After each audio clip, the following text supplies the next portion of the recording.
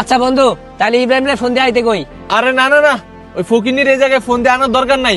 ওই জায়গায় আইলে ওর বাপের কাহিনী কওয়া শুরু করবো। আর ওই হইলে একটা অপদার্থ পোলাপান, কাজ কাম কিছুই করে না। ওর মতো পোলাপান রে আমাকে পার্টিতে রাখার দরকার নাই।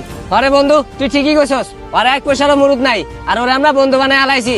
চল ওইদিকে যাই। আমি আমার বাবার চিকিৎসা করাইতে পারতেছি না, কারণ আমার কাছে কোনো টাকা পয়সা নাই। কিন্তু আমি চাইলেই তো টাকা কামাইতে পারি, কিন্তু তবুও কেন আমি কোনো কাজ কাম করতেছি না? এর মানে কি আমি সত্যি একটা অকর্মা মানুষ? আমার দেয়া জীবনেও কিছু হইব না। না, আমি আর এভাবে অকর্মা হইয়া থাকতে চাই না। আমি কঠোর পরিশ্রম কইরা জীবনে ভালো কিছু একটা করতে চাই। যদিও এবার বাবার চিকিৎসার জন্য জমিটা বিক্রি করতেই হইব, কিন্তু ভবিষ্যতের জন্য আমাকে কিছু একটা করতেই হইব। কিরে বন্ধু, অনেকদিন হয়ে গেল, ইব্রাহিমের কোনো খোঁজ খবর নাই। দূর বেটা, বাদ দে। ওর মতো ফালতু বন্ধু বান্ধবের খোঁজ খবর না থাকলে ভালো। আচ্ছা ঠিক আছে বন্ধু, জায়গা দোকান খোলার টাইম হয়ে গেছে।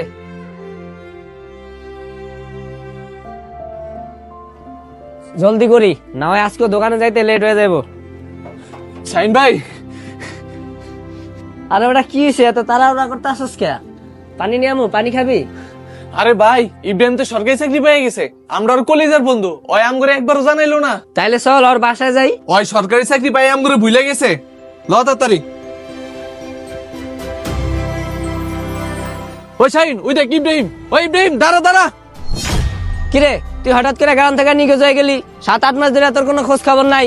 আবার কালকে শুনি তুই নাকি সরকারি চাকরি পাইছস। আবার শুনলাম এলাকার পোলাও নিয়ে পার্টিও করস, অথচ আম করে একবারও জানাইলি না। 2 টাকা সরকারি চাকরি পায় ছোটবেলার বন্ধু করে ভুলে গেছস, এটা রে কই বন্ধুত্ব? পুরো ভিডিওটা দেখতে চাইলে এখানে ক্লিক করুন।